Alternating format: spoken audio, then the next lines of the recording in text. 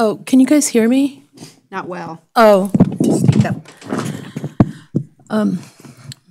Member Blackwood? Here. Member Bonkowski? Here.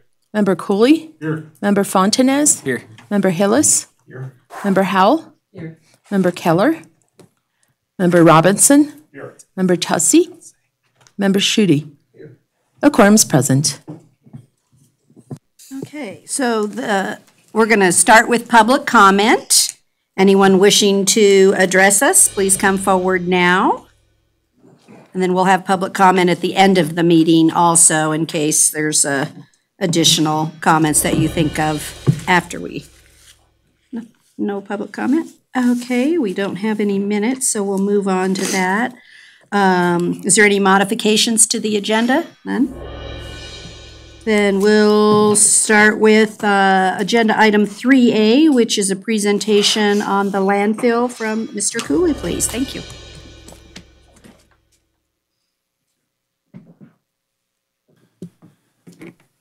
Thank you.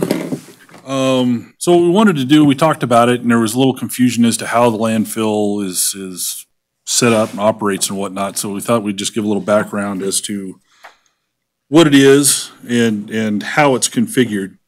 So in the staff report, gave just some general bullet points. It's 212 acres. We're open Monday through Saturday, which everybody knows. We've started, which we took advantage of this year, started being closed New Year's Day, Thanksgiving Day, and Christmas Day starting this year. In 2018, there were some interesting facts. We took in 121,720 loads across the scales. That's how many vehicles came in and out of the landfill. When you actually average that out, it's about 500 customers a day. And it's in October, we hit a high of 618. Right now, obviously, when it's nasty out, the numbers are significantly lower, but it really runs. We used to average here about 4 years ago, we had averaged about 350 trips a day. Now we're really averaging 500 plus trips a day through there across the scales. And you can see I also included the 2017 number. We increased about 7,000 trips just in a year.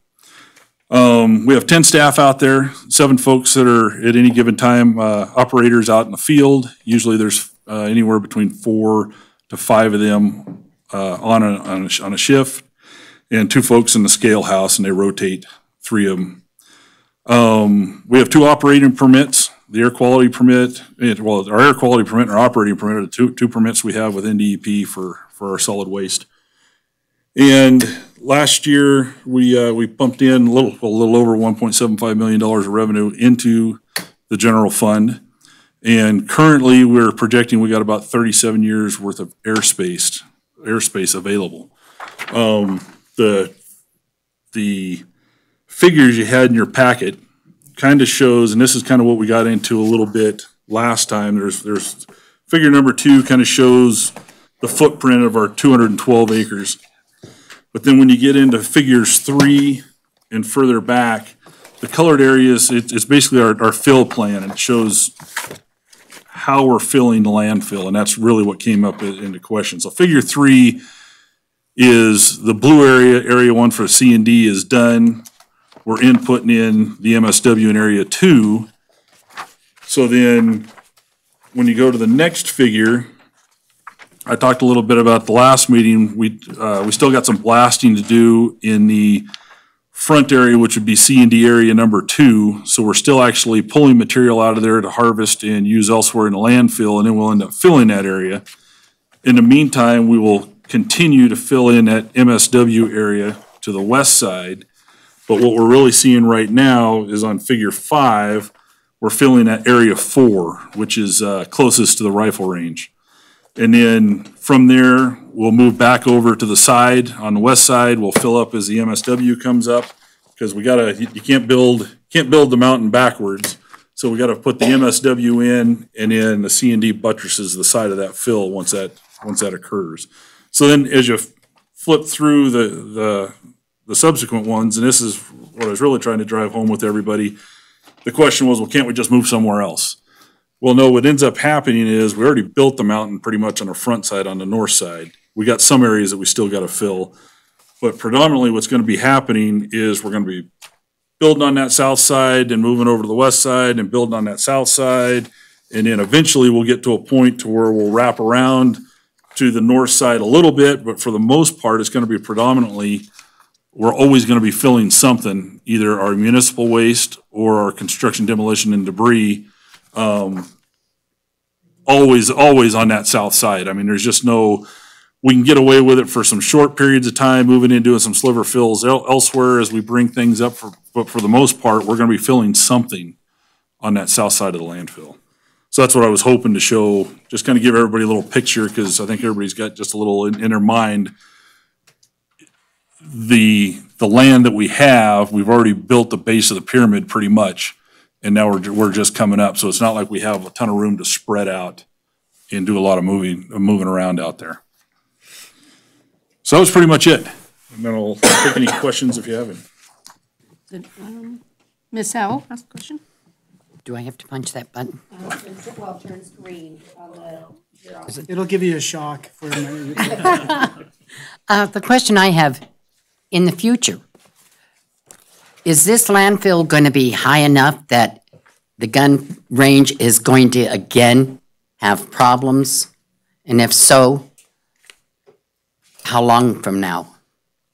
What are we looking at long term? I can't give you a specific date, a time frame, and it's going to be a little while down the road, but eventually you'll be able to stand on the firing line and see equipment and be able to see over that knob that right now is the backdrop to the rifle range. You'll be able to see, I think the final build out of the landfill, when I looked at it, it's close to 200 foot above that knob that you see at the back of the rifle range, if you will, that separates the two facilities. So you'll be able to physically see the landfill from the rifle range eventually. And I would say that that's probably going to be in the terms of 20, 25 years out. But it depends on the income of waste, and there's a lot of variables in there. Okay, thank you. But Any other questions for Mr. Cooley? Mr. Hillis? So just looking at the figures that you provided, it seems last year you had a positive to the general fund of 1.75 million. Mm-hmm. So if the dump were to grow in such a way that it would prohibit shooting activities, is there a way that the income generated from the revenue from the dump could actually fund the construction of a new range if the range were being pushed out? So I think that really that comes to the long-range planning group that we kind of have working to say where are we going to be in 5 years, where are we going to be in 10 years. I don't see the board personally targeting certain revenue sources that aren't germane to the range itself. It doesn't mean that general fund revenues aren't used to meet any needs that the city has. So certainly as we traverse through this process, and maybe that's part of the decision making as we say we need a new range in 10 years or 15 years because we're going to hit another choke point, then we certainly would put that into the long range planning and then put it into the budget process to try and meet that. So personally for me, I don't see us targeting particular revenue sources unless they're germane to the activity itself. So, but you're on a track. Any other? Mr. Girolani? Sean Gelani, for the record, to the chair. Who else uses the facility up there? Who, other than the residents of Carson City and nearby residents, are there any outside county entities that use or dump at the waste management area? Yeah, there's many. I mean, we take waste from Reno. We have an agreement with Douglas County. We pull in their waste. We bring it in from anybody. We're not shy to take anybody's money. I mean, is what it comes down to. And excuse me, and they pay appropriately for that. It's 2 to 2.5 times what the in-county fee is, what the out-of-county fees are. So folks that bring us stuff from outside of Carson City pay higher rates. A follow-up to that are they how would you compare the amount that they bring in as to what citizens bring in for waste? Is it comparable, less, more, or depending on the time of year? So, for example, does Douglas County, during the holidays, bring in more garbage than, say, Carson or Mount House? It really depends. And it's really what really fluctuates more is our construction, demolition, and debris stuff. That's what really fluctuates. But for the most part, when it comes to municipal waste, it's pretty, I don't want to say set, but it's pretty predictable. But I'd have to look into the numbers to see exactly what it is. Do we have any further questions of Mr. Cooley? Okay, then we'll close this agenda item and we'll move on to 4A, which is the director's report. Ms. Budge. Thank you, Madam Chair. Members, Jennifer Budge, Parks and Recreation Director. I wanted to provide you with just a couple quick updates. One, the last time we spoke, there were questions on, is there a map about where shooting is allowed and not allowed? There's a copy of the restrictions on discharge of firearms. Looks like this in your packet, so you have that available. We've made that available to the public to help guide them about where they can shoot and to help educate them. The Sheriff's Office has a copy of it. It's been in existence for a while, but we have made that available. Another item I wanted to bring your attention, and I've spoke to Member Robinson about this, is AB 84 at the legislature.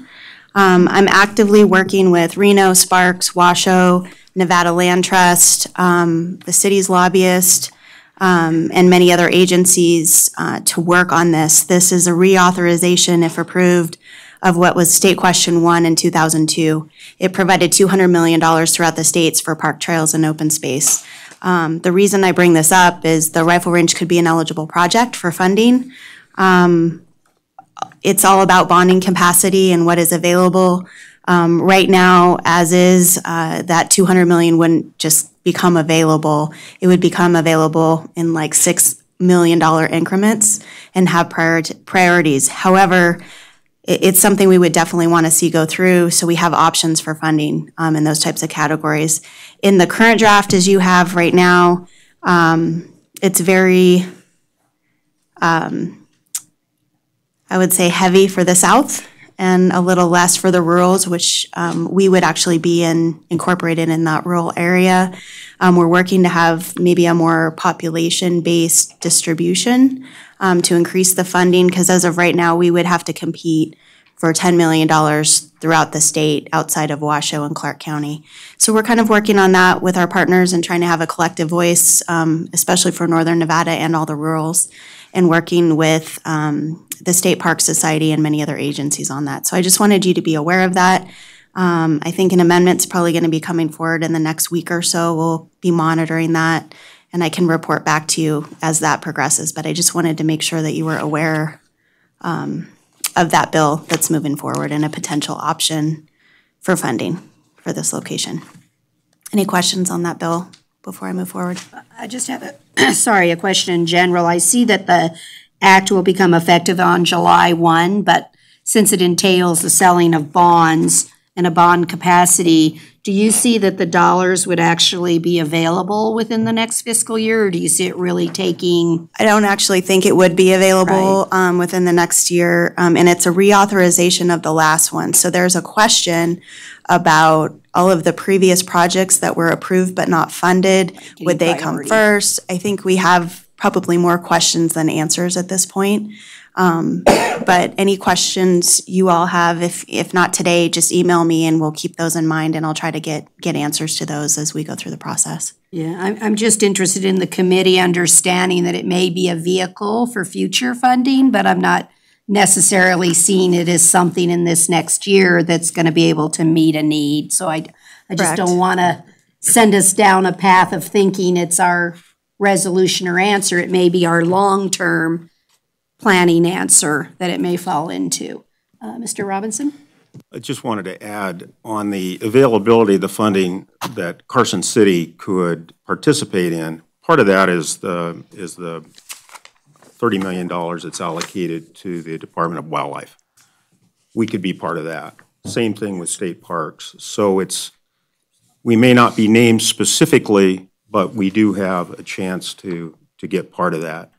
But you're right about the authorizations of the bonds. It could take a while, and I didn't hear the $6 million figure, but I think it's anybody's guess. The state treasurer said it could be up to 20 million, but it depends on our bonding capacity. Exactly. And it's sure not something that we ought to think we're going to put our hands on in the next 12 months or so. But I do think the chair's comments are correct. It might be a good potential for the long term and different funding sources. And Member Robinson is correct. I mean, there's $30 million right now allocated or identified for NDOW, which is an increase from the 2002 measure. Any further questions of Ms. Budge? I have a couple other quick updates, if you don't mind. I did want you to know I haven't received the written NRA report. I've been in contact with them on a regular basis. Basically, what they're doing is the person that conducted the in-person report, they send it back and forth between NRA to finalize the report. So they're in progress.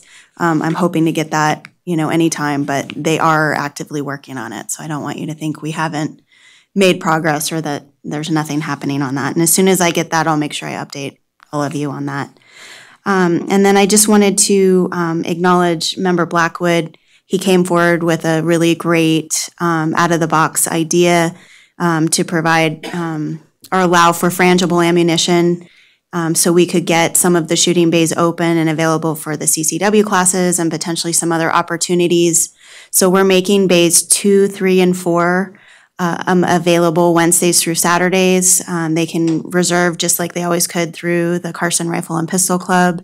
They have to have insurance. We also created an acknowledgement and thanks to the DA's office for helping us create a form acknowledging the requirement for frangible ammunition while the landfill is open. On Sundays, we don't require that, but anytime the landfill is open, we are requiring frangible ammunition on those 3 bays. But it did provide a great short-term solution so we could provide some more use at the facility. So I wanted to thank Member Blackwood on that, and we were able to implement that pretty quickly. Question? Question on the frangible, Ms. Hill? The dates, you said Monday, is it Monday through Friday? Wednesday through Saturday. Wednesday through Saturday. And it still has the same requirements as we had before for reservations, and it does require 2 additional forms. Ms. Budge, can you post that on the website so any of the other clubs that may not be aware of that for training or whatever, so that they can get the additional forms? Yeah, we can make sure that's on the city's website. Right now it is on the club's website, the Carson Rifle and Pistol Club, so it has the forms, all the requirements and everything on there when you're going to the reservation page. Yeah, if you can add it to ours, that would be great. Be happy to do that. Keep them all going. Okay, do you have some further? Any other questions? That's it. No? Mr. Hillis? This is David Hillis for the record.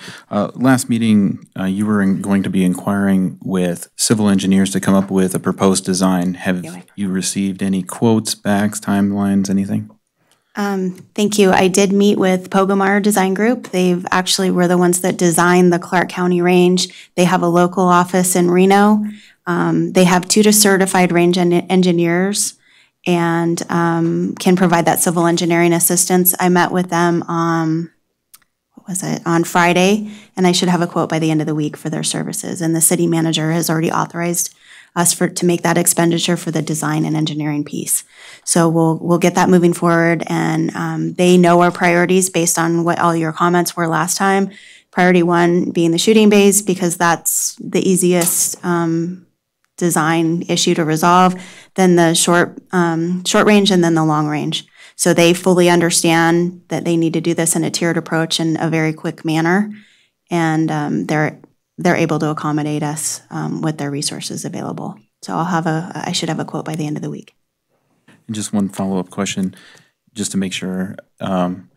The services that have been authorized, is it for one phase only, or is it for the entire project as 3 separate phases, if you will? Well, I'll have to see their quote, but it would ideally be for all 3 ranges to get them to the minimum recommended standard to the NRA. asked for 2 different quotes, one to adjust our short-term drainage issues that were identified in the report, and then a quote for the long-term drainage issues. I don't see us needing to make that a priority right now.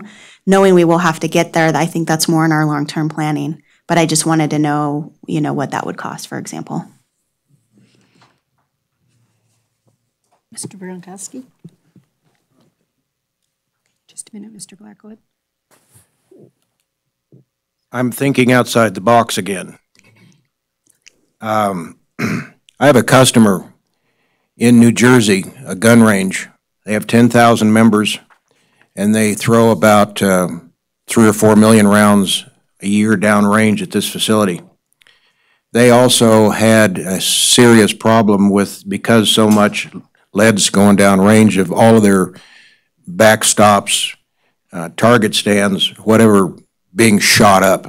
They have a further problem there that we normally don't have here, and that's they get a lot of rain, which causes erosion of their backstops.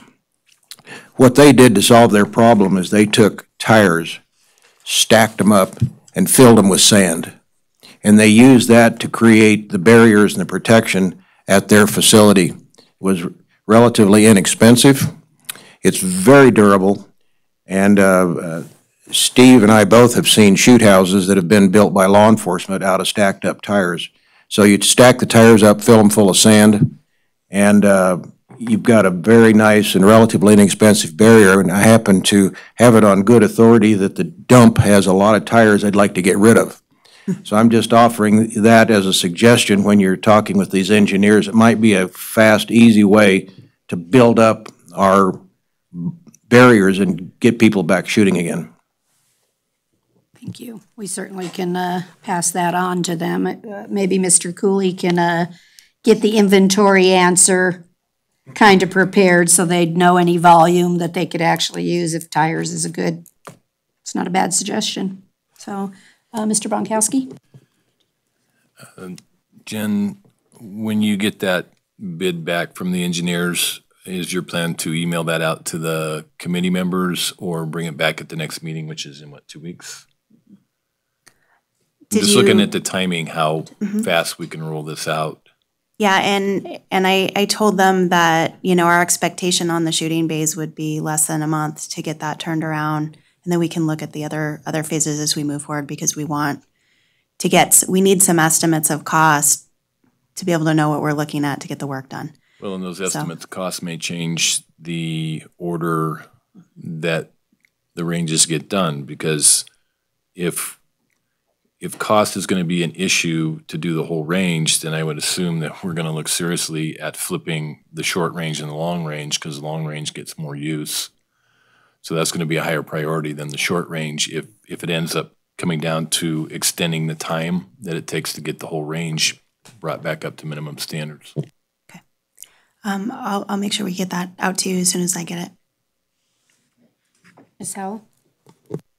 Jen, are these engineers the ones that are going to determine the perimeter for the range? No, I didn't include that in the scope of work, the fence. We can deal with that in-house, with the scope for the fencing and the signage. Okay. Yep. Thank you. That doesn't need to be engineered. Yeah. Mr. Girolani? Sean Gerlani for the record. You said bays 2, 3, and 4 are going to be open, which is awesome. What about the first bay there?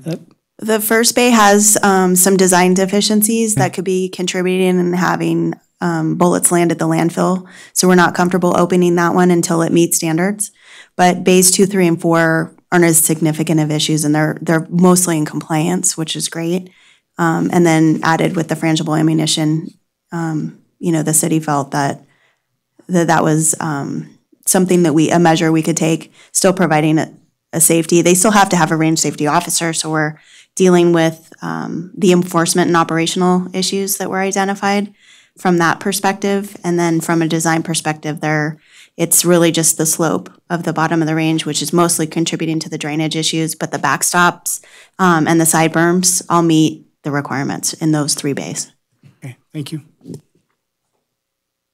So just for clarification, or to make sure that we're all on the same page and having the same understanding, what I'm getting from you is you expect the scope of work, in essence, from the vendor relatively shortly, and then you're expecting that the results of that will be pricing or estimates per each of the work areas, and you don't expect that for a month. And then from there, we would be getting together and deciding how we're going to fund it and how we're going to get the items accomplished. So are you seeing at least a 5-week, just even to be picking where we're going? Well, there's some on-site data that needs to be collected. We need topography, and we need grades of every range, and to verify all the heights for every berm and the backstop. So there's some of that hard data that needs to be collected on site for them to be able to do their civil design. And then comparing that to what the minimum recommended standards are, we have to identify borrow areas for each.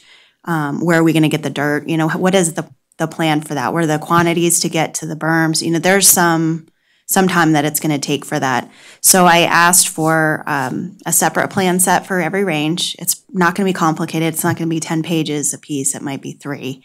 But we'll need a plan set for each range. We'll need some details for each berm or backstop, and whatever that scope of work is. How are they going to achieve the drainage? It'll have slopes on there, but we need some of that, and that will take time. I've let them know that the bays are the first priority, and I think that's the direction that we all discussed last time. It's definitely the easiest, the path of least resistance. And it's next to the long range, like Supervisor Bonkowski said, it's what we get the most calls about are the bays. And I would say the long range and the bays are the most heavily used by far. So I would agree, as we look at the long term, you know, we get those estimates of cost. So as they do each plan set, identify the borrow areas, identify the scope of work, we'll get costs as they do those plan sets. Well, I'm just So if we trying want to get give them different priorities, and if we want them to do the base first and then the long range, I mean, I'm happy to have them switch and do that. And then we can get the cost estimates for that. And then the NRA did provide us many suggestions, similar to member Blackwood's suggestions with the tires, but using like K-rail and other things for lateral berms to build them up. There's a lot of, you know, very creative ideas that aren't all dirt work, which is great because dirt work is very expensive. Well, I certainly think we should explore any good ideas that people have to keep the costs down yet And accomplish we the can goal. pass anything on, you know, we're their clients, so they want to make us happy. So anything we can pass on to them, you know, we're happy to do so. Okay, Supervisor Bonkowski, did you have a question? I was going to say, I would think too, expanding on the tire idea, that would be, it's intriguing to me because it takes up less space than berms do, and it's, you don't have to worry about the slope as much. I mean, it's a vertical wall. When eroding. Right. So on the side berms where it wasn't designed, the ranges weren't designed with side berms, and there's not a lot of space there already, and in fact, that's how people access the range to put out their targets. So with the tire idea, it might be easier to design and build that than trying to put in berms that are going to encroach into the range because of the slope required. Great. Mr. Well, Blackwood. we can work with them to consider all alternatives, not just, you know, the traditional dirt compacted berms. Would it be possible, because I think the biggest issue that we're going to have at getting the full functional facility is the rifle range, the long range portion, because it points directly at the dump. Is it possible to skew that shooting range about 20 or 30 degrees to the right and get that away from pointing directly at the dump, and then also put in appropriate barriers, but would that, because otherwise I think the long range thing is dead in the water. So we've looked at that. The only thing is you're taking, right now we're aiming at the landfill, and then we're aiming it at the canyon where there's already a recreation area. So while there's probably arguably less use and less people there, you're not changing the situation, unfortunately. by reorienting the range. So we have looked at that. We can look at that with the engineers that we hire, but it's really not changing the situation.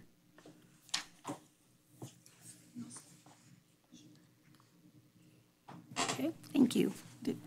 Okay, then we're going to move on to item 5 on the agenda. So, Ms. Howell, do you have a report about signage?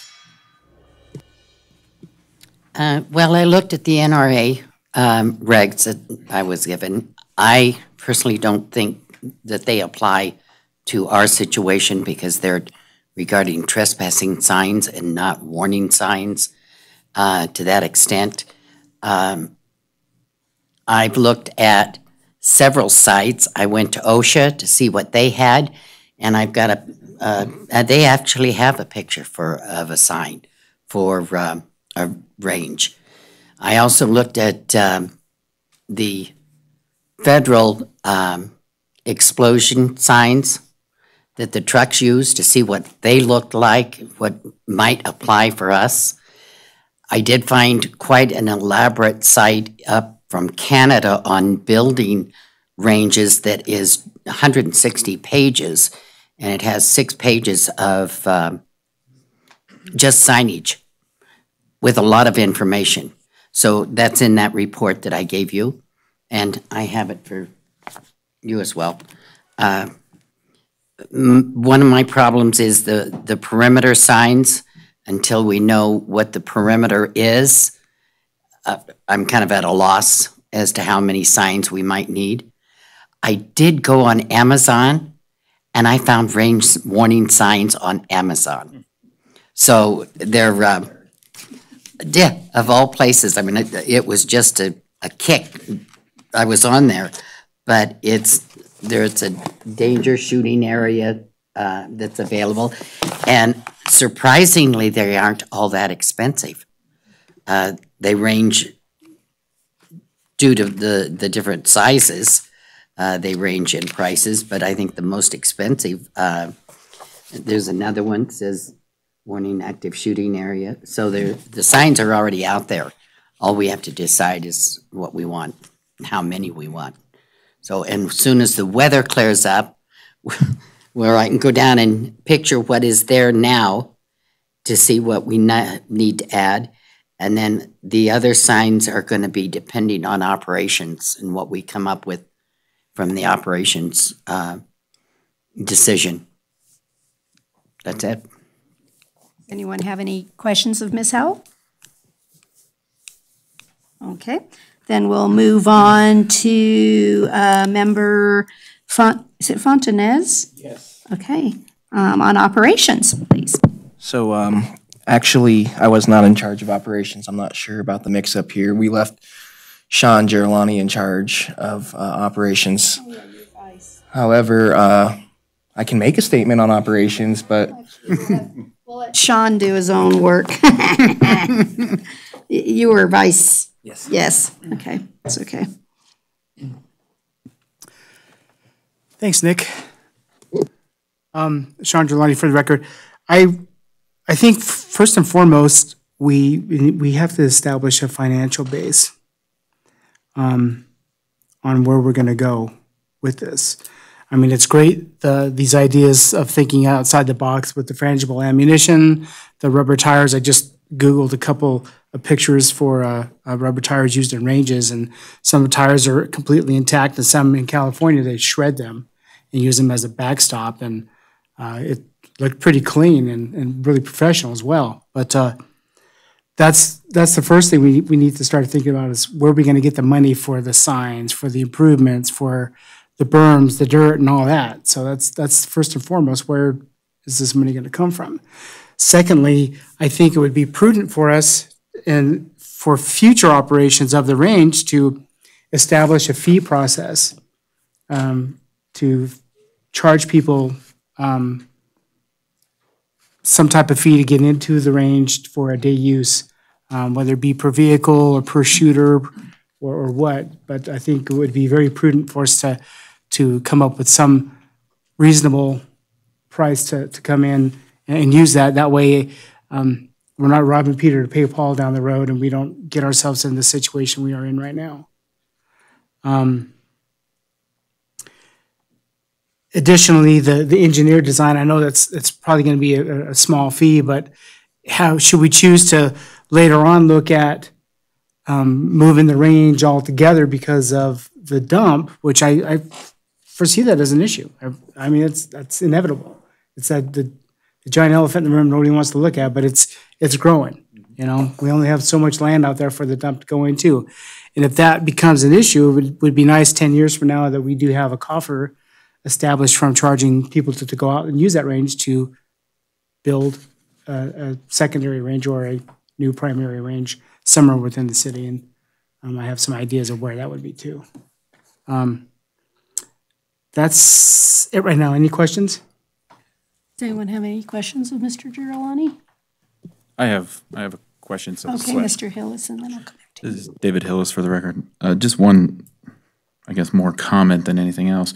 When looking at fee-based structures, you know, the dump actually has a long history of charging fees. The residents of Carson City and within our county are now being placed with the burden of determining how to move and operate this forward. I would recommend that we adopt a similar structure so you have multiple fee schedules based on Carson City residents, Nevada residents, and then out-of-state residents as well. Therefore, similar to the dump, the people who use our facilities and can enjoy them will be contributing their fair share toward them if they're not part of our tax base. Mr. Robinson, did you have comments? This may have come up in the first meeting, which I didn't attend. On the operations and the agreement with the gun club, where is that in the process? I understand it's being looked at again, restructured, or maybe it's being put out to bid, but I think that might be relevant to operations. Thank you, Jennifer Budge, Parks and Recreation Director. So we've had a use agreement with the Carson Rifle and Pistol Club for over 20 years. The agreement is very outdated. It's not accurately reflecting, you know, what's going on even 5 years ago, let alone today.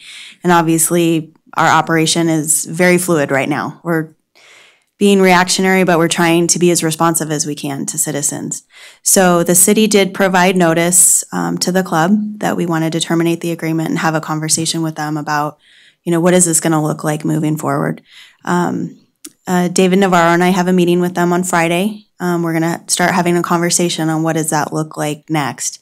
I believe the club has met and to try to determine, you know, what resources do they even have available to assist the city or to operate this range, because they're really a user group, and that was their original intent. And if you look at their bylaws, it's all about, you know, not only utilizing rifles, but it's about promoting safe shooting sports, which is wonderful. We need those groups to do that, but are they really in a position to be able to, you know, operate a facility?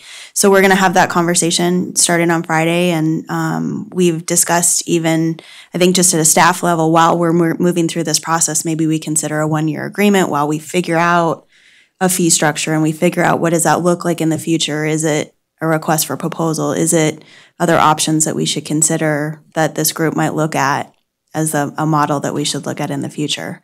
But obviously we can't do anything if we don't have a range that's you know, meet certain standards, and it's difficult to have someone come in unless they're going to make capital improvements. Do we do a partnership? Do we look at like the golf course model?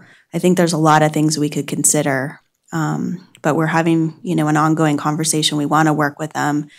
If it wasn't for the club, that range wouldn't be there in the first place. So I don't want to discount everything that they've put in history-wise, and they're really trying to help us out right now. So we are having a conversation with them. I'm open to any suggestions you all may have as we can kind of work and move forward with them. Sir, Mr. Hillis? David Hillis for the record. The club absolutely wants to continue to work with the city. In what capacity, I can't tell you what that is today as I sit here. I'm just one member of the organization. I appreciate you mentioning, though, that, you know, it's been a long road than the club members over the years have contributed quite a bit to the facility. Along those same lines, I mean, right now, my understanding is, but we are a small organization. We are a user group. I would agree with you. You know, if we have 70 members, I'll tell you right now that we have the number of RSOs we have currently are in the teens, okay? And on any given Sunday now, it requires 6 RSOs to split the shifts to ensure that the range is actually staying open.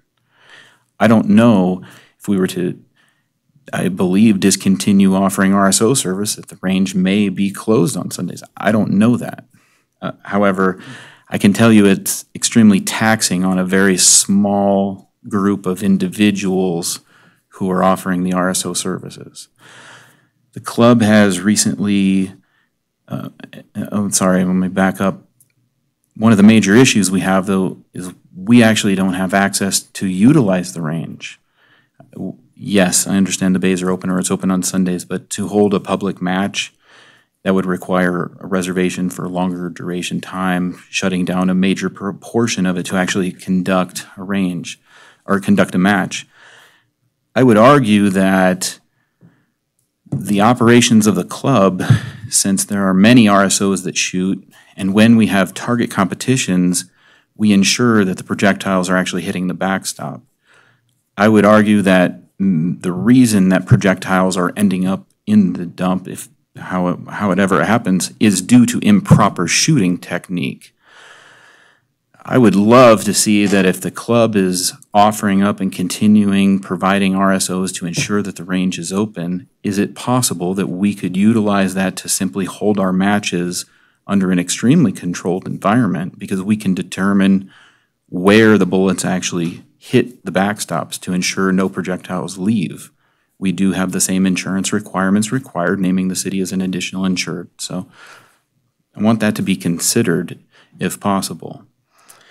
And anyway, I think that right now we've had about roughly, out of those teen number of RSOs that we do have, around 10 people are the actual reoccurring volunteers that we have that's donated well over 50 hours of our time when we have no access. So you can see that it puts strain on the small organization we have. We have recently met, we have put a call out. The club is willing to train more RSOs at the club's expense to try to increase our pool of candidates to provide this service, but that takes time. So we do have a class scheduled right now for March 1st. I hope that we will have at least adding some more RSOs to the pool. I can't give you a number because, again, it's volunteer time. They have to. It's a 9-hour class. Only 6 people per class, correct? It's pretty small. That number can be changed. Okay. It can be modified. Currently, the class number is at 6 based on the venue. Oh, okay. That's what the limitation Well, and is. I've told the Carson Rifle and Pistol Club, if we can provide meeting spaces, if we can help in any way, we're here to help with those because we do have those resources available to us. And So I would like to talk to you after the match to potentially solidify a proposed location if it works out for the first, in the event that we do exceed the capacity for the current venue. we can assist with that. Okay, thank you. Anybody else? You're good. Ms. Howell? I'm not sure who to ask the question to. I have advocated for several years starting to charge for the use of our range, not primarily for all of the out-of-county people that come in and hold CCW classes because they have to pay at their own local ranges. They come down to our range, take up our bays from our residents. So I've advocated to some kind of charge base be set up for that at least. We have to pay to go to the swimming pool. There isn't any reason that we don't have a treasury for our gun range for future improvements. There's just not. As far as the RSOs, my concern is you're not going to get that many people as RSOs to take on the liability of being in that range and having an accident happen. I'm an RSO. Am I going to go down there and work the entire range? No, I'm going to work my bay that has my club in it shooting. I don't want the liability of a bunch of people I don't know and have them be responsible for an accident as the RSO. So I think you're going to be very limited with that. And my question would be, are other ranges required to have RSOs on site if they meet all the safety requirements? Is that something that is actually necessary? I have two things that I would like to say. The capacity of the RSOs on site, we are not enforcement. We cannot force. We have no arresting authority. We are there to educate users on the range. We can tell them, you need to have your targets placed at the base of the impact area, not on the top. If they choose not to do that, the RSOs have no capability for enforcement. So that's an issue. The second part of that is I can at least tell you one example of another facility. I'm part of the Palomino Valley Gun Club as well. I ran and I was the match director for the vintage military match last year. They require the match director to be a NRA certified RSO so that you are in control of that particular event. Now, when you get into public lines, you don't know what their capabilities, what their qualifications are. So all I can speak to is club matches or most likely other commercial entities. Those individuals are also most likely RSOs who operate their facilities. But when it comes to a public facility, it's not under the the guise of the Rifle and Pistol Club. Mr. Girolani? As far as the RSO training goes, do you have to be a member of your club to go through this training? The class is a public NRA class, and there is a fee schedule for it, and the club is substantially, they're contributing or reducing the cost for club members to attain and obtain. But it is open to the public? It is open to the public. Is there any other entity in town that does that? Yes, there are. There are multiple training organizations in town, gun training facilities who offer similar classes. Okay. We just happen to have RSOs on staff, so our immediate intent was to increase the pool of members to help contribute time to the RSOs. Does anybody have a ballpark figure of how many RSOs we have in Carson? No, no idea. I would say if we have 60 members at the meeting, let's say roughly half of those people attended the last meeting we had, so out of the 30, maybe. I mean, there was a substantial number, 10, but you're also talking about a committed group rather than general public. How long is that class? 9 hours, 1 day. 1 day? Well, I'd be willing to jump in on that. I was at the meeting where several members of the public expressed an interest in being an RSO. The list seemed pretty long, so I don't think that finding volunteers would be a tough job. But the question would be for you, I guess, Jennifer, is there any room to hire an RSO once we get a fee schedule going and revenue generating? So it's just his job, like the park ranger's job. He opens up that range every day. He watches it, he closes it, and he goes home. Well, I think there's probably several questions that I probably need to address. I'm going to try to hit them. One, I want to thank the club. They were able to provide our park rangers, 2 of them, to go through the range safety officer course. So I want to let you know that we have them both now certified, which is wonderful. And they were essentially sponsored by the club, which was so beneficial, and we appreciate that. Can they sit at the range all day? No, they can't, because we have over 8,000 acres that we have to manage, and we need them out in the field. Are they going by regularly right now? They're doing spot checks for the frangible ammunition. They're there, on a regular basis, but they're not stationed. They're obviously operating, the firing lines. To go to Member Howell's question, we're in sort of a weird spot with our range. Before it was essentially unmanaged. Good, bad, or otherwise, that's how the facility was. Knowing that we have these design deficiencies, we've added this enforcement component with the range safety officers to try to help make sure people are shooting and impacting the backstop and are acting in a more appropriate manner, because when they weren't managed, there was a lot of, inappropriate activity happening out there that puts people at risk, not just at the landfill, but at the range itself. So we've tried to kind of do this hybrid. Is that pretty typical? No. At the Washoe range, I worked for Washoe for 17 years. The public line is a paid employee. He's actually a range master certification. They don't have that anymore. It's like a training officer. NRA has, really modified the type of training and the titles that they provide. But he's armed, and he runs that public line and that public line only. And then they have staff, park rangers, and other staff at Washoe County that are trained to fill in for him. So when he goes on vacation, they can run that public line. For all of the other ranges at Washoe County, they pay, and they have RSOs, as Mr. Hillis said, to operate their activity, their rental of that facility, whether it's one bay, whether it's one match. They have to turn in their certification. They have to go through an annual meeting, much like the sports leagues do. They meet on a regular basis. They have a manual. They have to sign saying that they'll meet the standard operating procedures. All of those things happen. Those are things we can easily incorporate into our operation, but we have to see how that's going to happen.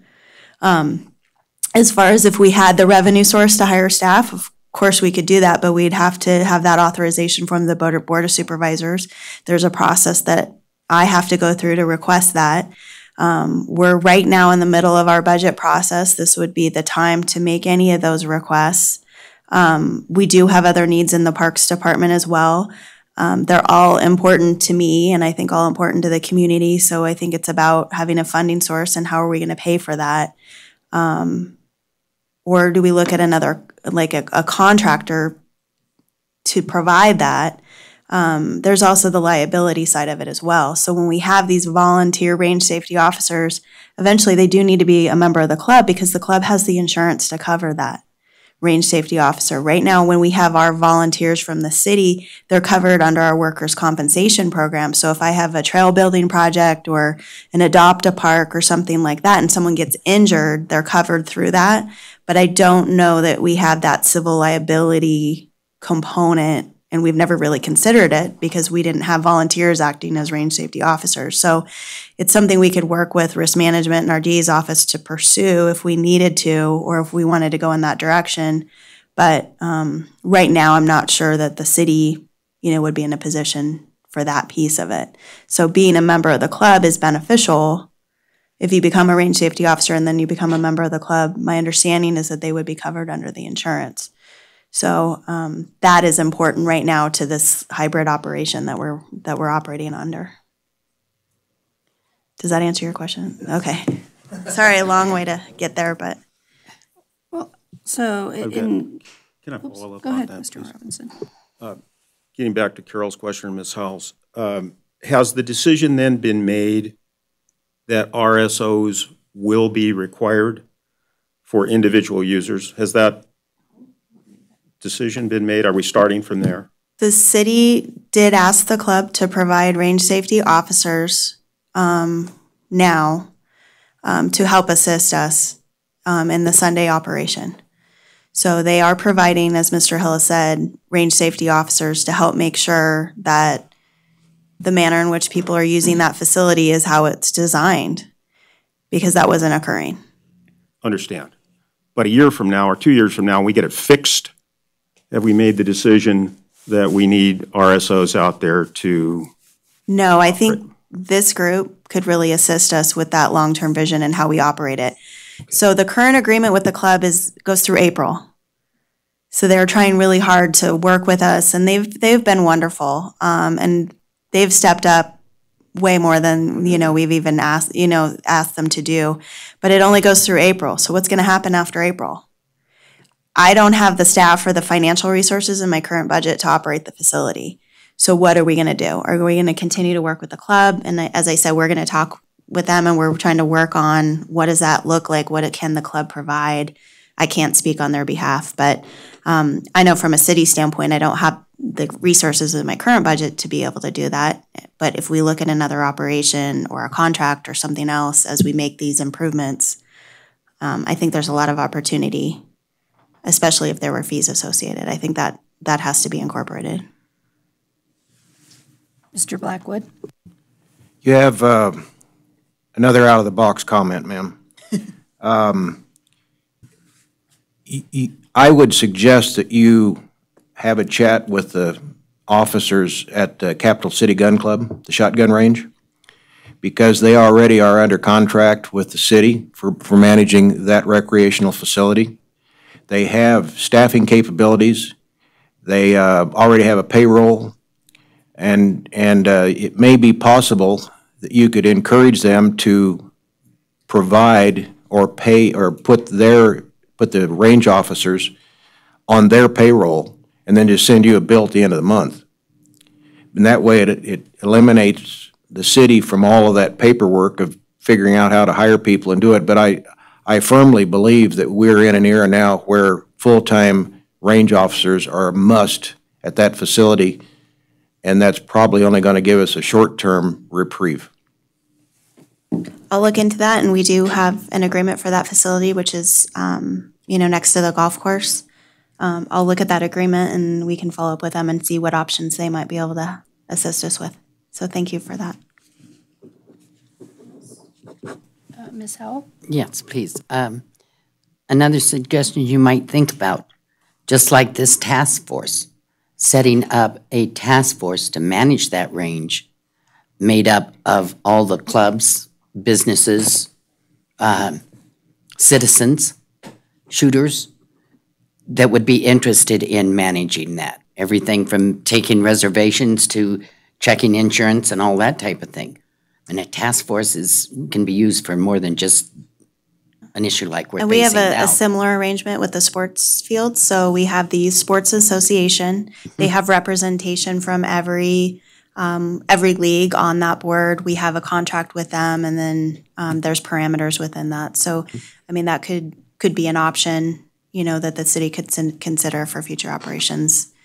The only challenge with that, and the Youth Sports Association has it as well, is they're all volunteers, and the accountability and that without some sort of staffing that are paid and dedicated and will show up, but you run the challenges with volunteers.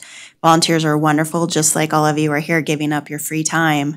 You want to make it worth their while, and unfortunately you have 100 volunteers sign up, well, maybe only half show up. So the sustainability of that is just my only trepidation with that approach. That's my concern. Yeah. Volunteer Which RSOs. we're having right now with the RSOs. Yes. It's the same situation. But I think that's something we could consider. Mr. Girolani?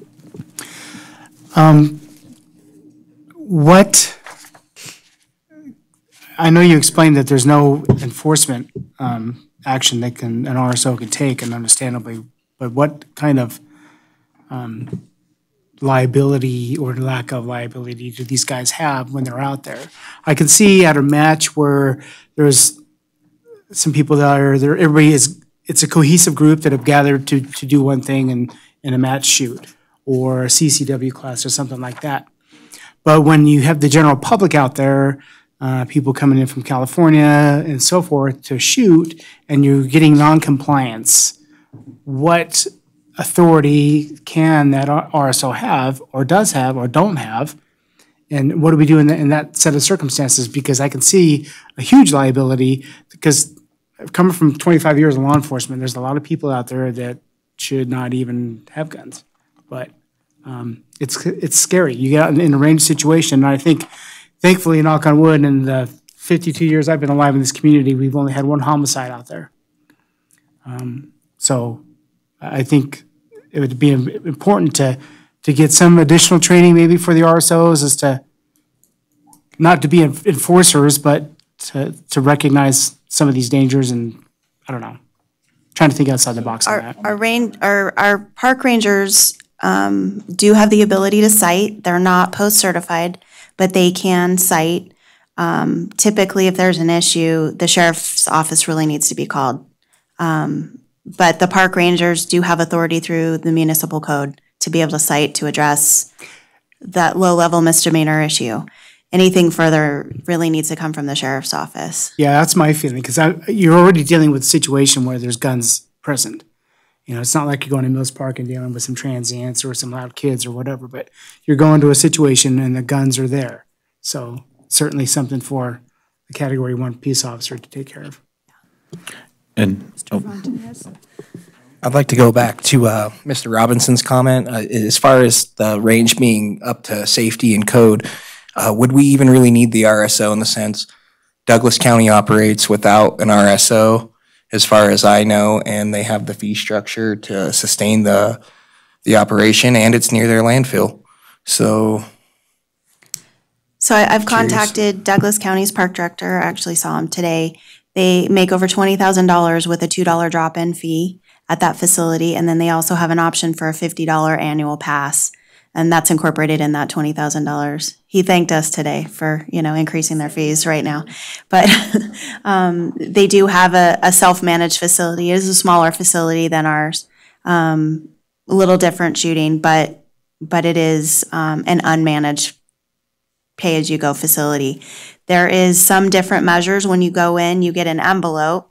So you get hit with the rules numerous times, and I'm sure the DA's office would love how they do that piece of it. And I've gathered all that information. So when you go in to pay your $2, you take your envelope, you rip off this one piece, you keep it so it shows that you've paid and gone into the facility. So then when staff goes around to check to make sure you have that, similar to California's, beaches, and you have your little tab, that you get that you've paid in that little Iron Ranger. And then the rules are on that envelope. And then you go in and you have the rules on the sign there. And then the rules are, you're hit frequently with those guidelines. But it's a very clean facility. So the money that they bring in, they patrol it on a regular basis and clean it on an active part. But they don't manage, the range. There are homes on the other side of where they're aiming. It says in the language on the envelope that you get, I am aware that this is near whatever, and then these are the rules for this facility. So you acknowledge that right when you walk in the door. could we eliminate a huge problem we're having as far as RSOs go, that as long as we get the range into minimum compliance of the safety regulations, that we might not even need to have this conversation on RSOs? So I think what we'll do is when we get to future agenda item, which is coming up soon, we can put a couple of these issues for discussion on that, so that, because we can't make any binding decisions today, but we can put it on a future agenda item where all of us can then vote or send a direction to someone. So we'll move that to a future discussion. Mr. Ellis? Yeah, I had two comments. Mr. Calerian, the issue of liability is one of the foremost issues that the club is discussing. Absolutely. We feel that we are there as representatives of the city. Although we are members of the club, we are acting on the city's behalf when we're there. What I would like to know, is it possible to become registered as a volunteer? The RSOs who will be present and operating out there become volunteers of the city, therefore be indemnified or liability through the city rather than through the club itself. The second question. I can look into that. Okay. Put that on a future agenda item too. Okay. And then there was one other. Now I've lost it. Oh, never mind. Yeah. Any further? Okay, then we'll, let's see, up next is my report. Oh, I turned it off. It's still not, I didn't get it right there. We got new microphones. Can everybody hear? Oh, that's good. I wanted to double check that on the new microphones.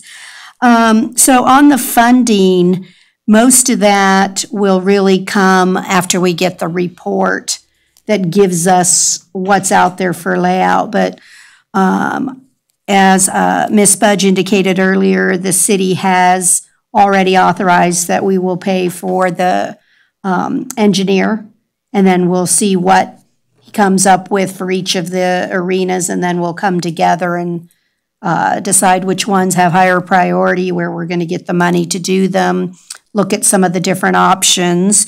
So I don't have a lot to report on that one at this time, but I would like to just comment too that the operations group certainly could look around the country for similar type facilities like ours and look at some different options on what do they charge and are there tiered fees and things like that. So it will help us begin the overall discussion of where we're going to go for the future. So just a thought for Mr. Sean over there. So I don't really, if anyone has any questions on funding, be happy to try and answer them. But until we get a report later this week, I won't have a lot of items to throw out there. Mr. Bronkowski? I would think that as part of the operations committee in conjunction with the funding committee, you're also going to want to look at how you collect the fees, whether it's a manned gate or if it's the envelopes like they have at the state parks, you know, where you rip off the top and drop your envelope in. So, you know, I think all of these groups, they're all working on different components of this, but all of those components are going to come back together and all fit with one another.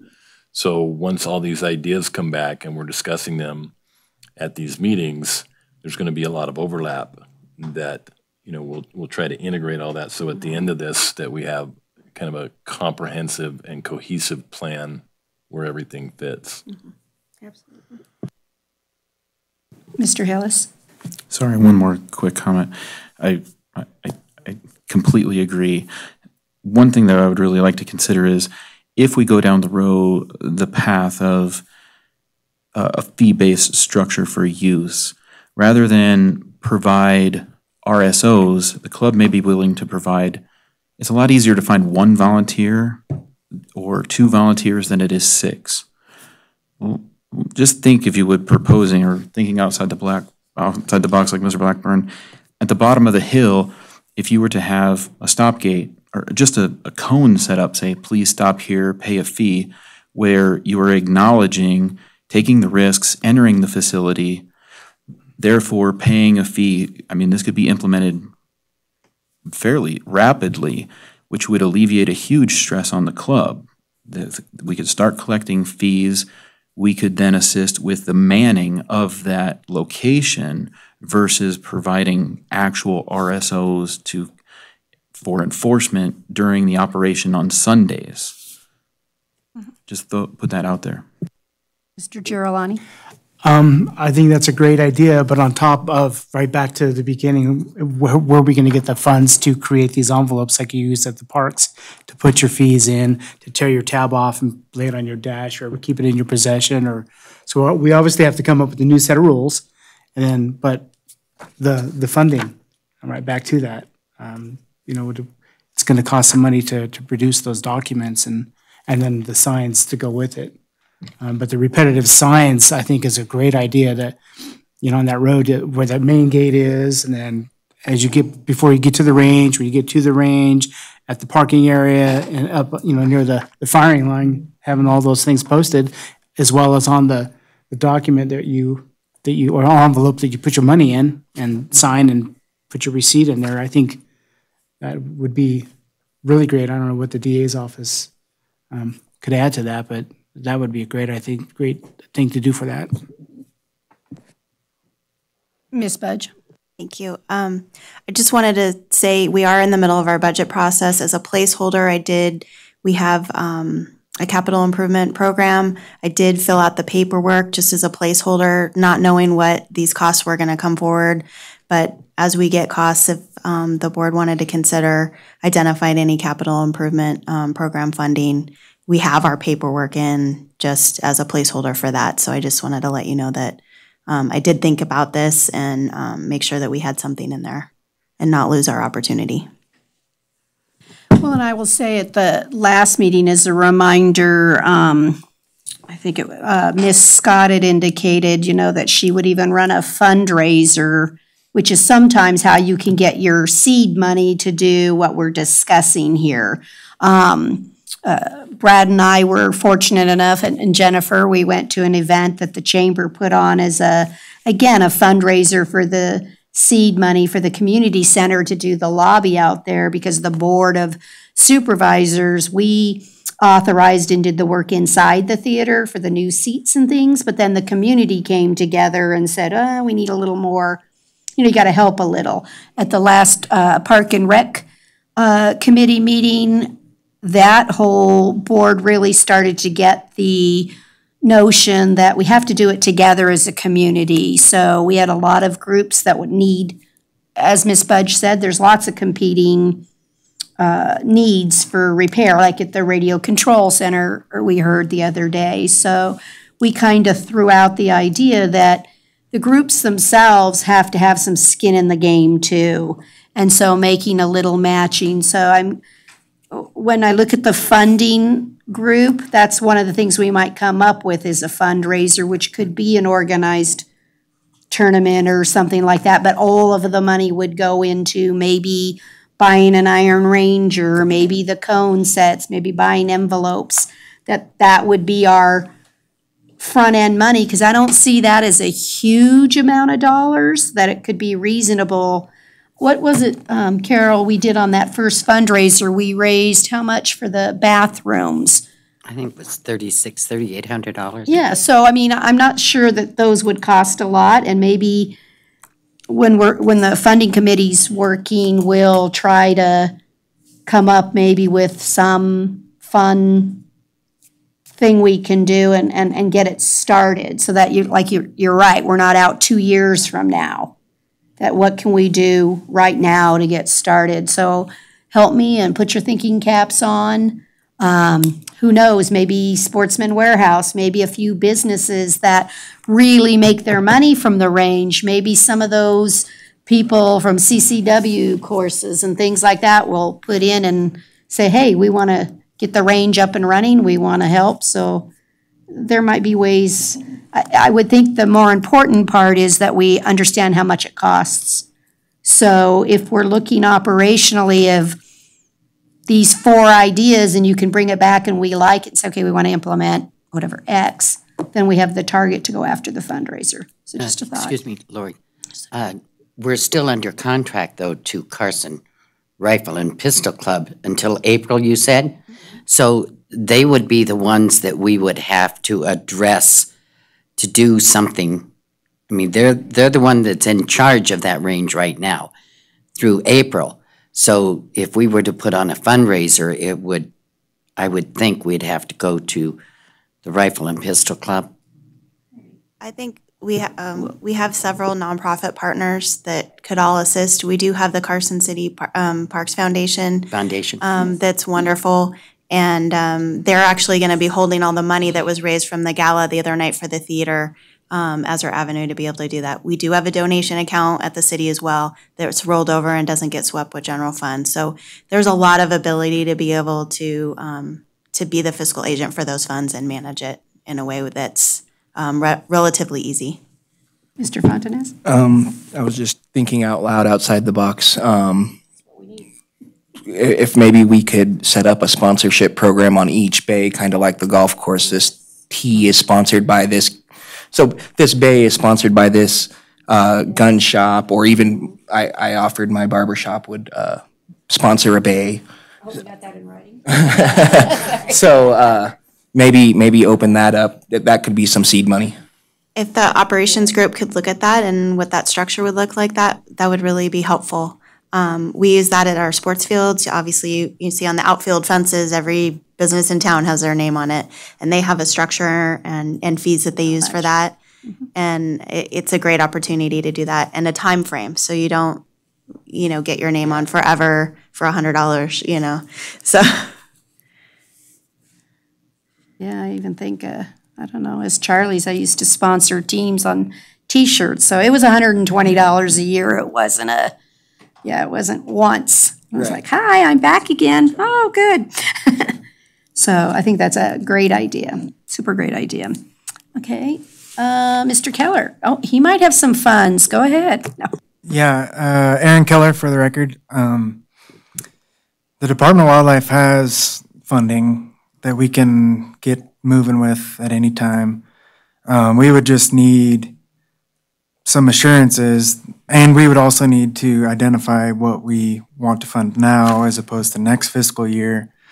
But we'd need some assurances as far as because we have useful life with all of our funding, that, we weren't gonna change the use agreement of the range or pick up and move the range or anything like that in the near future, so.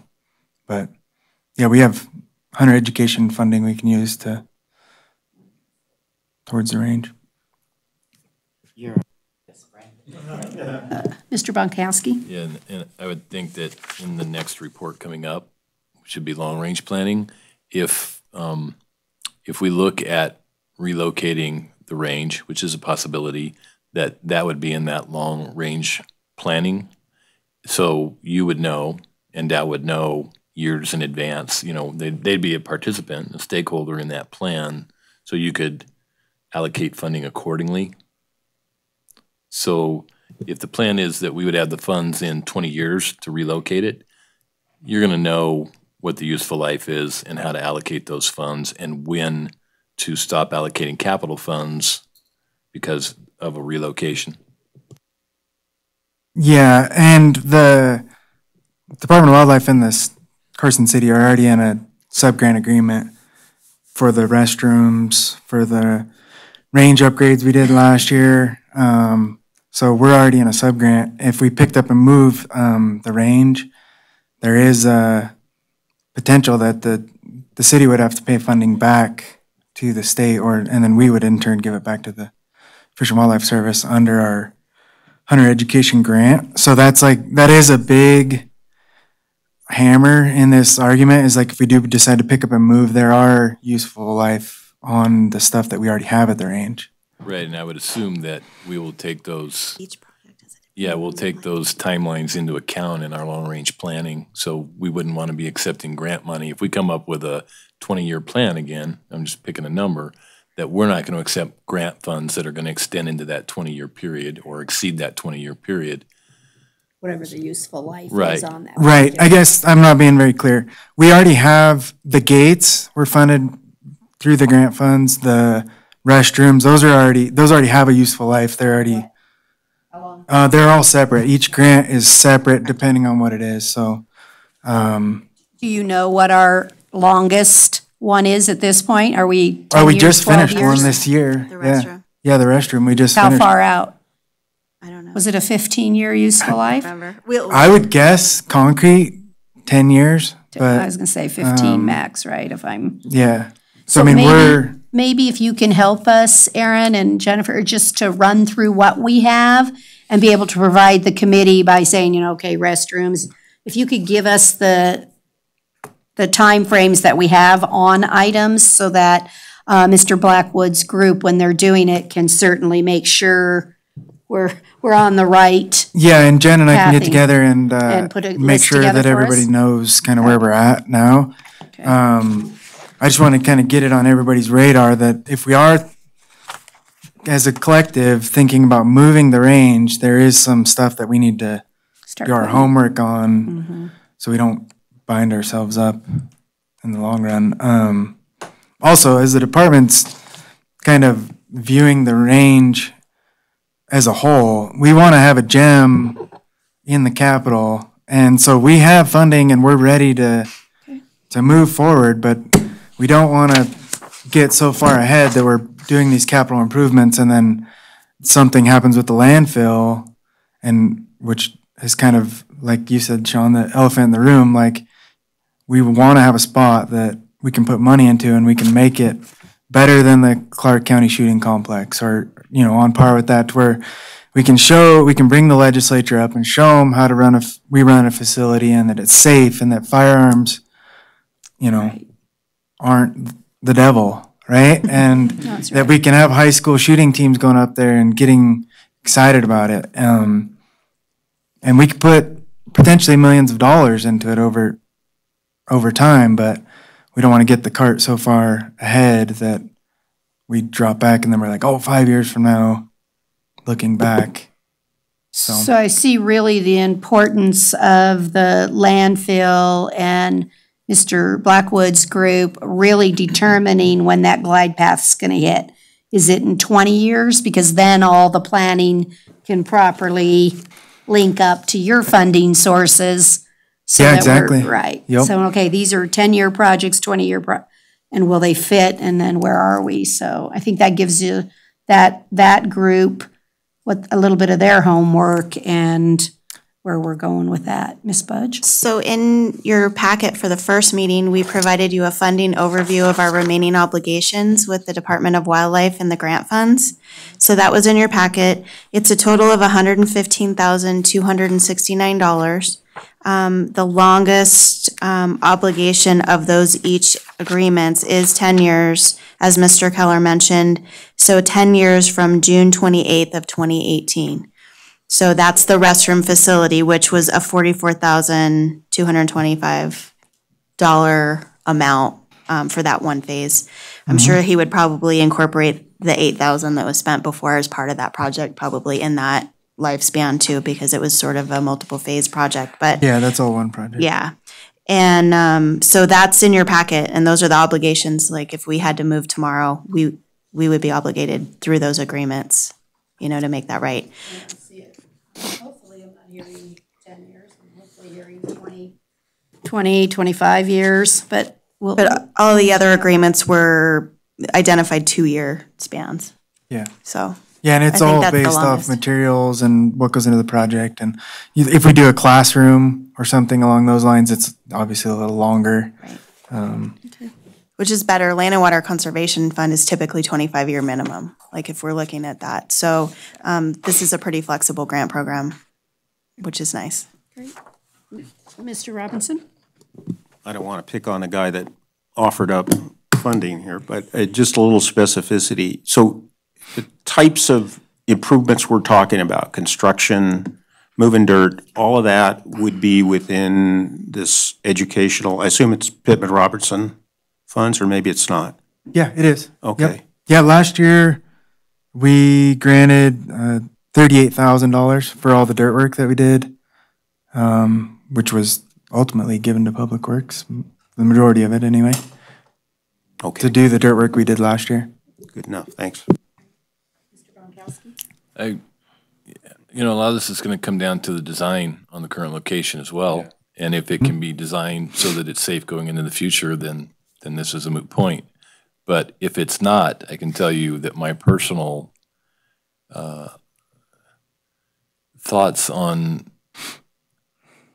paying back these grant funds, I just heard you say that potentially you could put millions of dollars into it over a period of time. I would gladly trade those millions of dollars to pay back $115,000 or $135,000. And in fact, on the restroom facility, it's a package. It can be relocated. Yes. So we You can can move it. relocate the vault. Right. Vault restroom. Right. So I think that this is all really good information, and thank you for bringing it up so that we incorporate it. But I think that there's many, many ways to work around this to make it work for all of us. Yeah, and that's why I kind of wanted to speak up with, and I was almost gonna, I kind of wanted to do it during the funding, but it goes along with Sean's stuff on operations. If we can make it work at this location, fine, because we're already kind of committed to that, and we already have the old master plan and some stuff going on. But if the decision is made to move it, then we need to just make sure that we do our homework on the restrooms. We could potentially rent a crane, put it back on the truck, go over here, we pay for concrete, put it down over there. Same with the gates.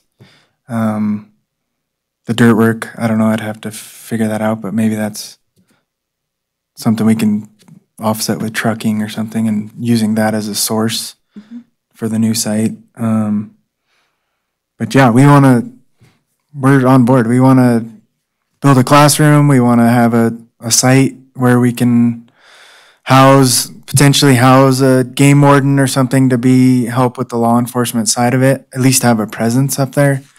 It could be a RSO type office or a volunteer office where they can check into there and people could ask advice or come to the office or so. But yeah, we're on board. We want to help as best we can.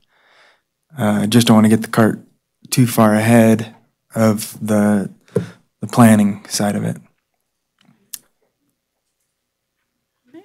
If there's no more questions on that one, then we'll move on to the next committee report. Mr. Blackwood? The long-distance planning issue appears to be variable from 5 months to 5 years. In talking with people and doing research and looking around, it appears to me that it's not a question of are we going to be able to keep the range in its current location. I believe that's a done deal. It's gone. The only question is it gone in 5 months or is it gone in 5 years? But it's gone. So the next issue that comes up is how much money do we spend to try to keep it functional for the shooters until it's gone? Or do we not spend very much money and we just go whole hog to the long-range plan of relocation? Because that's really going to be the answer.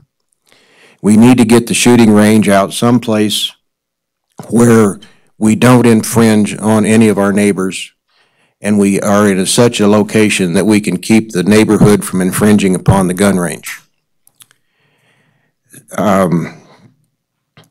Beyond that, it appears a gun range, in my opinion, and in a lot of other people I've discussed this with, is going to be closed. It's not only the entity of the rifle and pistol range, but we also have the shotgun range to consider, because it's kind of boxed in a hole over there, and people have taken pot shots at that range for a long time to get it relocated. And the golfers complained miserably when we rained shot down on their golf carts while they were putting around.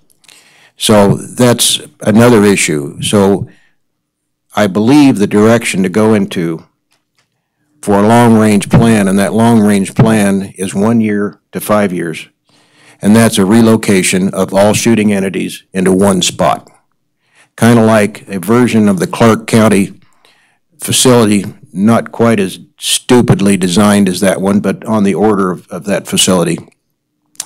And get this located in a spot where we don't have to worry about infringement. Now, there is a facility that's called the Mustang Ranch Range that's located, if you look at the intersection of Highway 50 and 95, you go north on 95 towards Fernley about 2 miles, and on the right-hand side, there's a range there that was built, as I understand it, years ago as a military training facility. But it already has the complete infrastructure that is needed for our shooting requirements. It already has bays. It has a 1,000 or 2,000 yard long-range facility.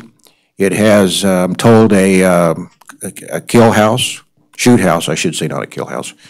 And it already has a road. The only thing, two things it doesn't have is it doesn't have water, it doesn't have electricity. But we don't have water, electricity where we're at now. So that's a possibility. Now, whether it's possible for the Carson City to negotiate some kind of a lease agreement on that facility, I don't know. But it would sure be a cheap way to immediately have a place for everybody to go shoot. The only difference is it's 30, 40 miles away. So that's kind of where, oh, the other thing too is that I have in the process of contacting all of the various shooting clubs and asking them for their wish list of what they would like to see in a new shooting facility. An unpractical, if the ladies want to have pink roses out there on their shooting bay, then we should provide pink roses for their shooting bay. But that we're putting together a wish list of whatever all the shooting organizations would like to have. Then we'll take that and we'll boil it down to something practical and, more importantly, something that fits the budget. So that's where we're at. Questions for Mr. Blackwood? I guess Mr. Robinson? maybe a clarification from Parks, but given Carson City's small, compact area, where can we find that remote safe area within the confines of Carson City County, or can we? I have one in mind. The city already owns some land that is surrounded by BLM on 3 sides. I've been trying to get a hold of BLM to see if it'd be an option to lease those 3 adjoining parcels, like through a recreation and public purpose lease, to see if that might be a feasible option. The city site itself probably wouldn't be able to be sufficient enough, but I think it might be an opportunity to partner with them. So when I get that answer, I'll report back to you on that potential location. As far as other locations, I think a couple people have mentioned that they have some thoughts. If you want to email me, we can do some research into those properties and kind of see if that's, potential locations within the city. Mr. Blackwood did let us know about that other location. We're looking into the ownership of that and, if that's an option as well. Mr. Girolani?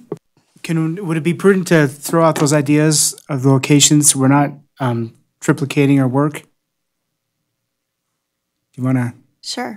I was looking at the John D. Winters Centennial Park area. North of that, there's a plateau with an access road. Yep. We're looking at the exact same location. So the city has, I think it's like a 120-acre parcel out there, surrounded on 3 sides. It's right on the Lyon County border.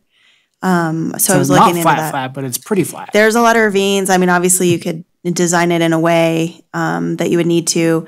The most expensive thing would probably be building a road, but there is sort of a pole line road that goes out there now. But I'm in the process of contacting BLM to see what that land designation is and if a lease would even be possible on those lands, or if we need to, pursue some other avenue to look at those designations within BLM. Yeah, that would be a perfect spot because there's nothing other than that gypsum plant that's a couple hills Right over. by there. There's nothing at all out there. There's a lot of non-motorized recreation that goes out there, so that's why I want to check with BLM to see what their designation, if it's identified for disposal for lease, then, that would be a really easy process. We lease land all the time. Yeah, and then the buildup of it would enhance the safety of the range itself. We could expand on that a lot more than what we have now. But yeah, we're on the same page. Yeah, I reached out to a local resident that I know and brought up the same property. And he seemed to recollect that there was like a mountain biking trails, single tracks up there that were just developed by volunteers and That's further to the west. Okay. Yeah, than where we're talking about. Okay. Mr. Blackwood? Jennifer, 15 years ago, when we first took a crack at trying to create this consolidated shooting organization or facility, we looked at a parcel that is Deer Run Road, south of the river, and immediately when you cross the river, this parcel is right on the left-hand side, so it nests between Deer Run Road, Carson River, and then the dirt road that goes up to the waste treatment lake that's up on top. There's about, as I recall, there's like 1,000 or 1,200 acres in that parcel. And it provided... BLM land? It is BLM land, except for, as I recall, there was a couple of small parcels that were down right on the side of the river that were privately owned. But the nice thing about it is it provided an excellent location for the trap and skeet clubs, fields. And then down below, there's a drop-off canyon that goes down next to the river down there where provided like 100, 150-foot backstop for all the handgun, rifle, pistol shooting in that area, plus additional canyons for perhaps sporting clays course or law enforcement stuff. But it's a pretty big piece of land. When we were fiddling with it then, we sort of ticked off BLM and they ran us off. But maybe that's something could be revisited. Well, staff has a great working relationship with the local BLM office, so when I can pinpoint what those parcels are, I'll ask them about those as well.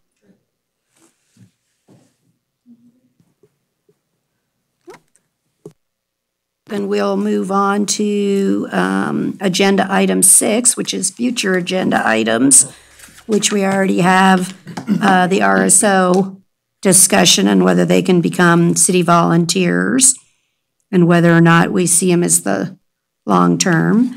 And then one of the other ideas, and BLM leasing, you're going to check on a few properties to see whether we can lease some land.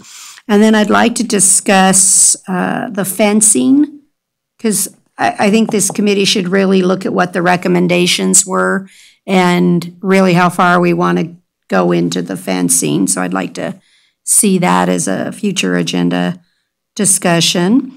Anybody else have something we'd like to put on the next one?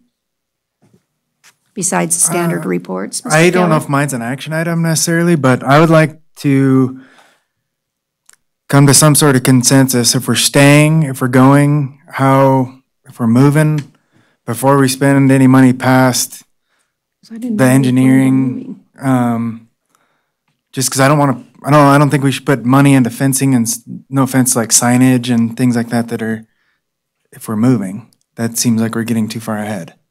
I So I don't know if that's absolutely an agree. action item. I'm going to admit I didn't have anything in my wheelhouse when we started this that we were moving in 5 months to 5 years. That wasn't Right. in the known plan either. So I think that's a bigger discussion item too, because I'm going to be honest, I'm not going to invest anybody's couple $100,000 or $300,000 or $400,000 if the plan is truly to move. That I'd rather invest that money in the new location then.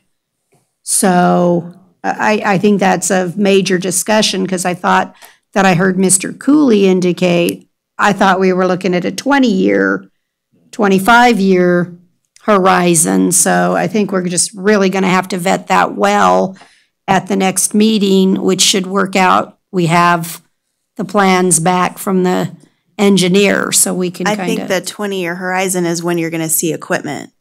That still doesn't mean before then. It's still there. They're still behind that. But the That's plan all, that so. we received gave us options to maintain it, which was things like baffles. I mean, it just because the landfill is there does not mean we have to move. It means we have to mitigate. Yes. The question is whether the mitigation is less expensive than a move.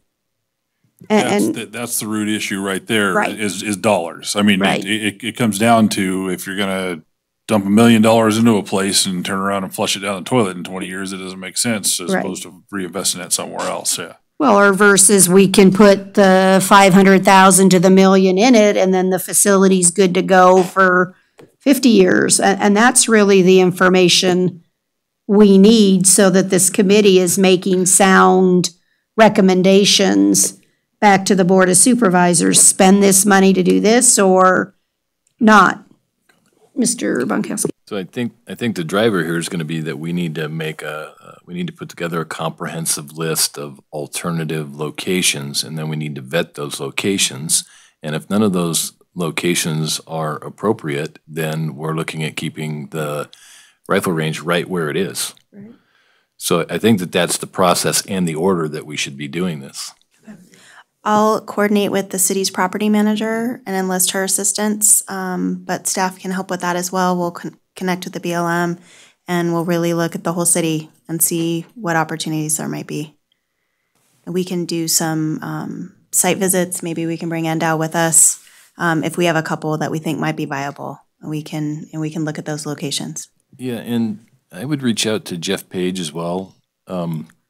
If there is a location in Mound House that would be appropriate, and we could do a regional facility between Western Lyon County and Carson City, I think that that's also a viable option.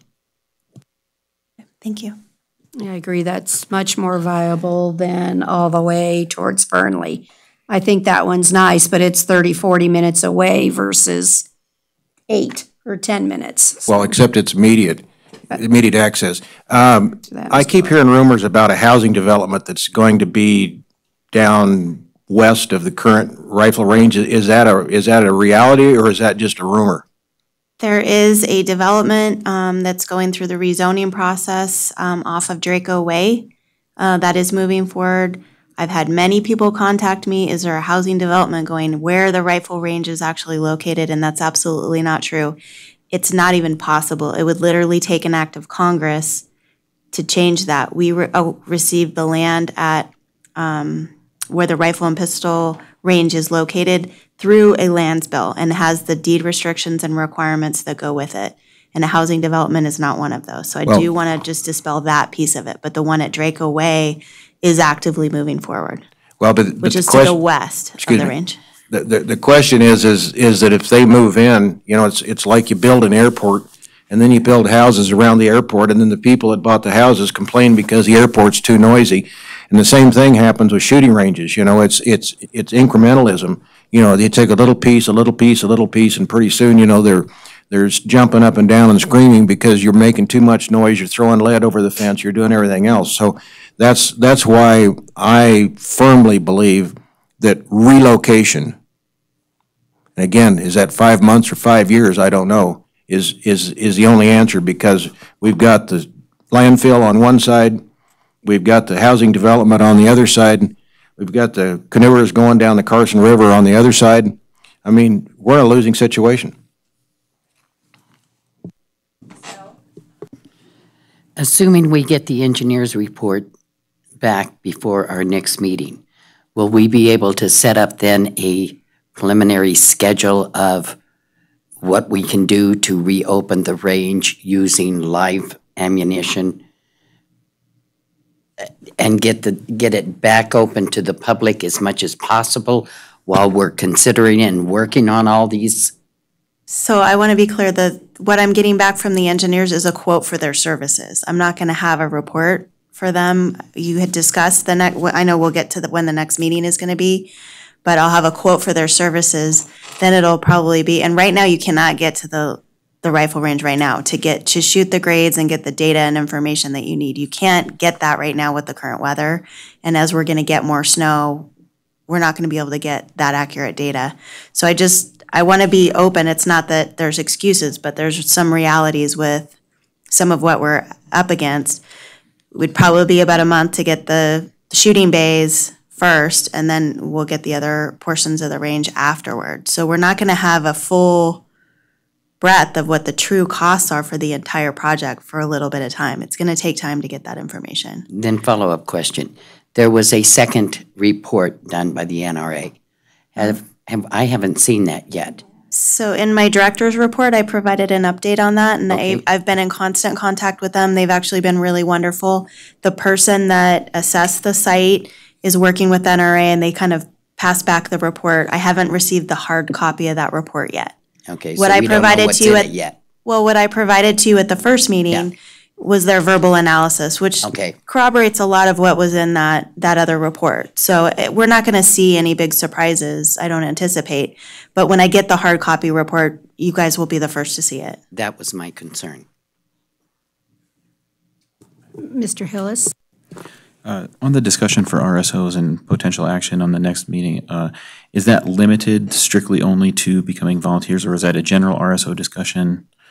I want it to be a broad Okay, that's what I was RSO asking. discussion, because I think we brought lots of issues up today.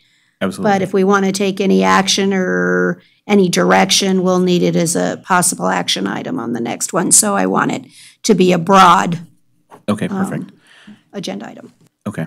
So we want an RSO item that's going to be an action item, and you want it to be broad enough so obviously our conversation can go. We want to discuss potential locations and vetting that property. So whether it's BLM or otherwise, you wanted fencing. Are there other items other than the standing? We're going to keep those standing reports there, so that way you guys can report that forward.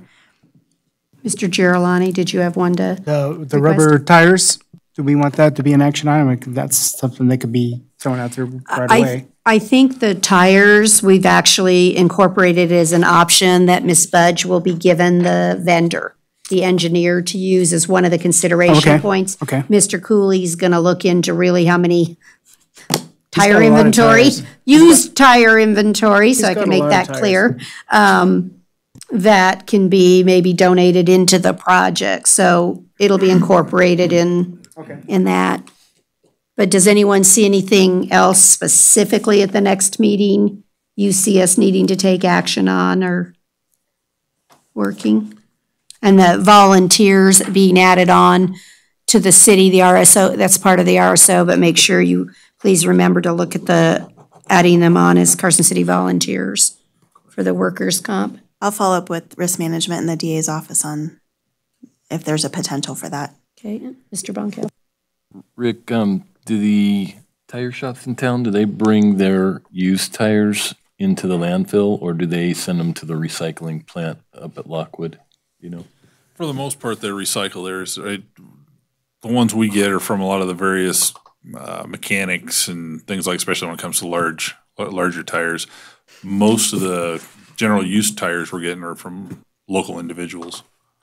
Yeah, I'm just wondering if the engineers look at that alternative and decide that it's viable, if we wouldn't want to reach out to the tire stores in town, like Les Schwab, and say, instead of taking them up and paying the recycler to take them off your hands, we'll take them for free for X period of time and so many tires, you know, and we'll even put a little plaque out at the rifle range saying you made a donation. Well, no, the old Big O used to be able, if you wanted tires, you can go get them for free.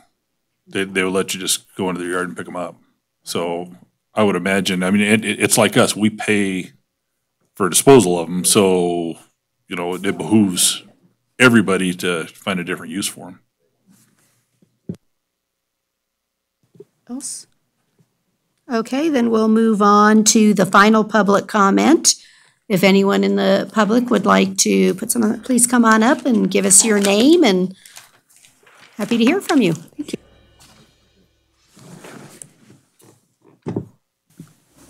My name is John Barrier, for the record, and I would like to comment to the board that I agree very much 100% with Mr. Blackwood about the possibility of relocating the range.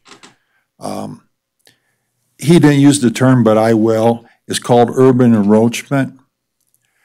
The discharge of firearms is a rural activity. In urban areas, they're not compatible. And we were talking just a little while ago about a housing development going up just west of the shooting range. I've been here since 1974. I've seen shooting places just get devoured by urban enroachment. And I can guarantee you when those houses go in, you're going to start getting complaints. I don't like the noise. I'm scared. This goes on. You've got a range sandwiched between a dump to the north and is that a gravel pit to the south? Gravel pit to the south. I really think Mr. Blackwood's got an excellent idea that we just really devote our time and energy in relocating the range. Thank you. Any further public comment? Okay, last chance. Okay, since we don't have any more, really it's just a matter of, we originally had a schedule that was put out for the next meeting, and we're still going to be using this room. Everybody like our new microphones? Yay. So we'll keep it. So the question is whether we do it in 2 weeks or really wait the month, because we won't have any reports. And I hate to push us on the 2 week. Does anybody have a problem if we go to the 1 month when we'll have results? And how long it'll take you to get the BLM answers and things? I don't have a problem pushing Ms. Pudge to 2 weeks, but is it reasonable, Mr. Hillis? I have one specific thing. It's on the future action for the RSOs, not necessarily the volunteer portion of that. However, as I sit here today, we currently have a requirement that 3 RSOs need to be on staff at any one time. I don't know where that requirement came from. We'll discuss that on the agenda item as a full, broad discussion on RSOs. Perfect. So how many? Absolutely, and what days are they required? All those. Problem is, I don't know how sustainable that current level is. So if we push it out a month, we're in a very bad situation. I would rather meet in 2 weeks to discuss that specific issue, or if that discussion can be had with the city outside and a decision be made on reducing That's what I'm a proponent of, is reducing the number of RSOs so that we can make it a more manageable activity, because the current level is Sundays. unsustainable. Gotcha. Not really on the agenda. We've reduced that requirement to 2, so not 3, and the requirement was requested by the city. So to answer your question, for Sundays only. The other uses, all of the groups have to provide their own RSO. Correct. This is for the public operation on Sundays.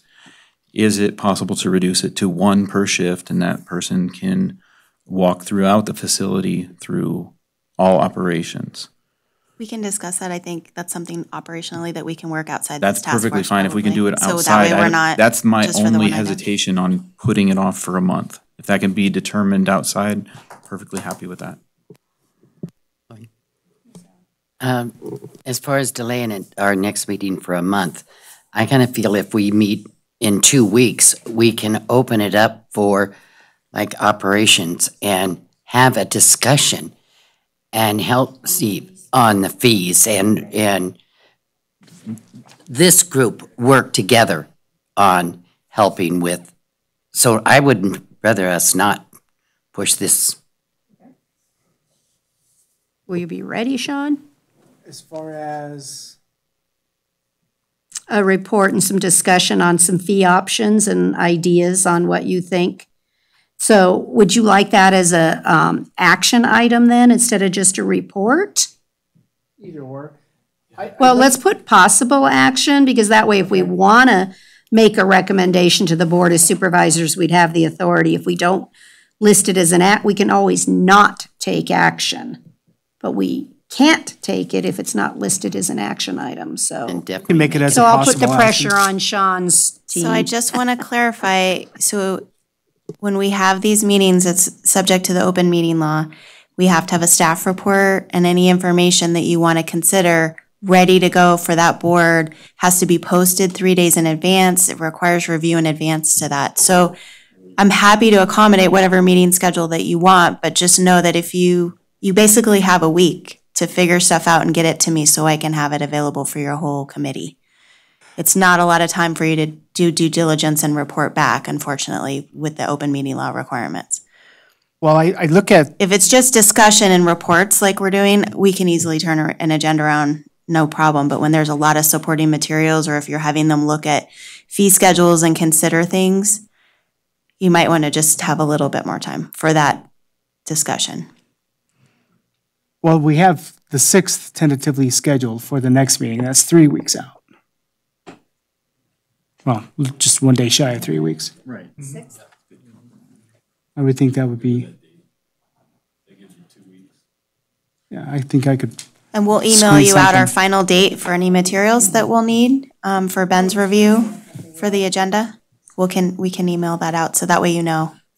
okay. That way the public gets to see all of the materials that you're providing. So if they have questions, they can show up and be able to ask. Yeah, Okay. You're on the, all right, so. I've done another microscope before. Okay, Is the next meeting? okay. And are we keeping it, what was the time? We have 1 to 3. We already put a hold on the room for 1 to that, just 3? in case. I'm just doing it so the public will hear, in case they're interested in attending, so March 6th from 1 to 3. Okay. Anything else to come before us? Did I miss one?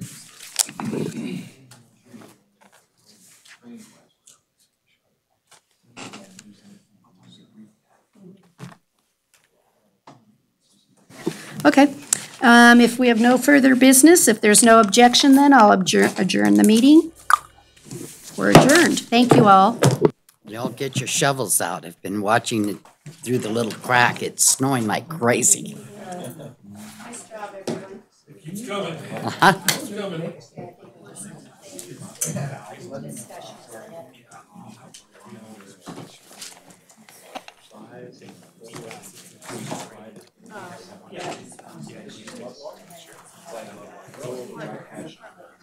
Can we sit down for a few minutes?